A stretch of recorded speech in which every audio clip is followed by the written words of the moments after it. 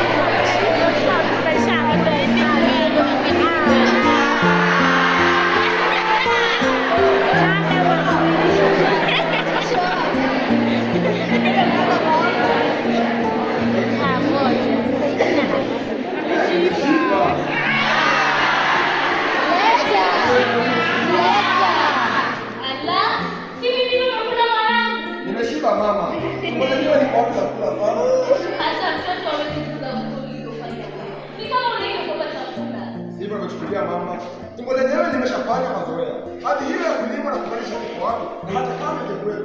Huko imeshakufanya ongea. Afadhali imeandika wali wa damu.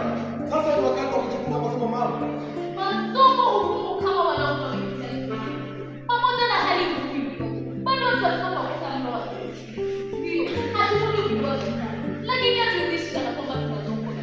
Sasa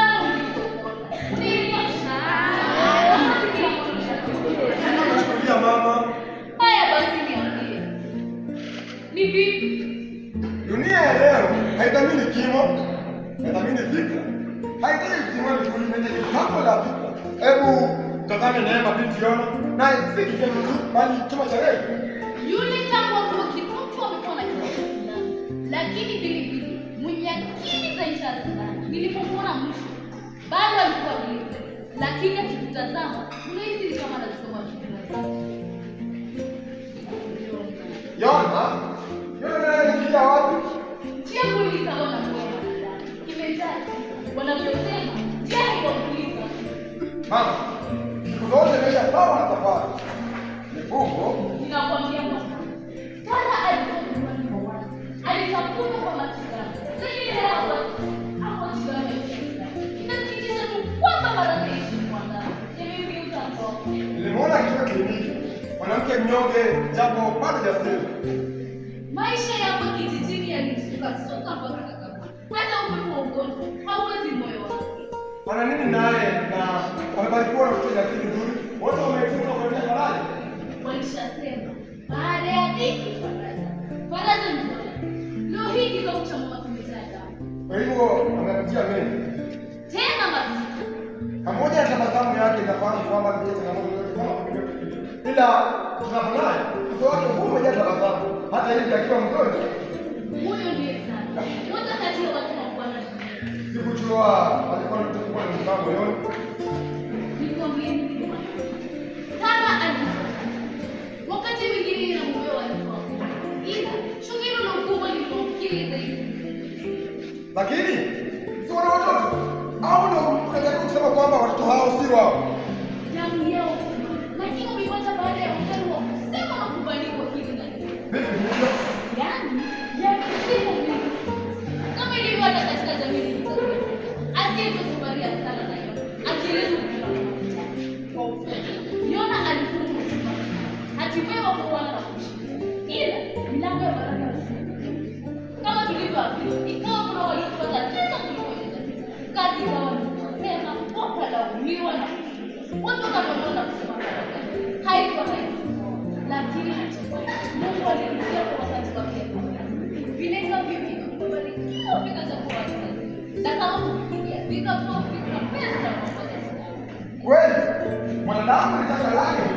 Ndiyo maana yaani ana na kumshirikisha ala kama mtoto vile mwanadamu mchua lakini hata kukaribu na mwanadamu lakini hata nipita katika kila tatizo hiyo fursa yake mwanadamu. Kwa hivyo mwasema sana kusema na kwa lakini kama Mungu hamwachi alisikia sana sawa wakati wachuaji nao wakabaki vinywa wazi.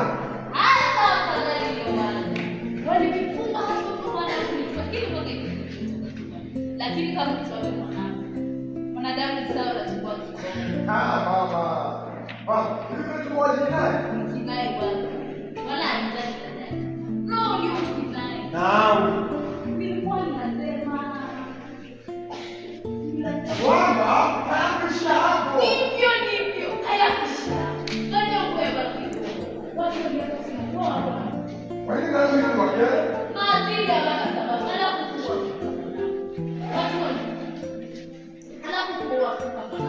Watu waliuliza na wakati wa ati ya Yonathan. Kwa hivyo unataka mrithi? Bila shaka. Mwanadamu kiumbe wa tatu sana. Akipata hiki, utamani kile kingine alichokosa. Jua likija, kulia kiangazi, joto na kuomba mvua. Mvua ikija, kulia baridi, tope na kuomba mvua. Si kwa nini? Labda kwa kujipenda? Huenda au labda kuondoka. Hofu ya nini? Hofu ya kila kitu. Hofu ya jamii, hofu ya kesho. Hofu ya kusema? Hofu ya kushindwa. Hofu ya kuonekana na nini? Dunia hii tunaomba na tusifahamu. Ni kama kamba kufunga ng'ombe. Tulikuwa watu katika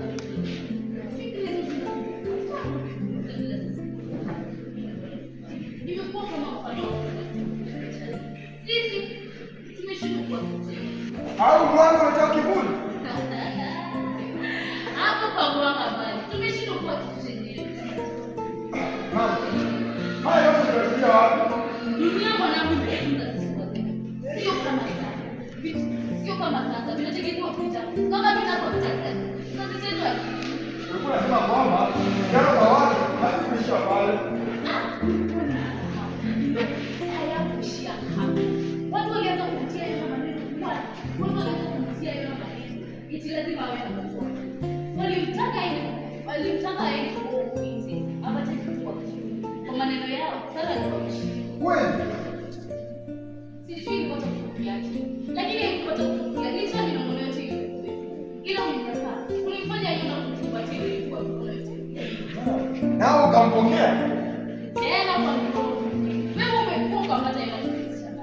Hapo hiyo. Ala. Alisema kuna kula maneno wake. Walimtaka ili kutafuta kwa kila hali zake. Ati mridhie. Jina lake utambi wake. Lakini si wanawake wanatushinda hata sisi wanaume. Hebu angalia mama. Leo analikuwa wewe ni mgonjwa. Maskini sijui ningeushika mtu. Ningekosa ufundi wa kuziba mianya.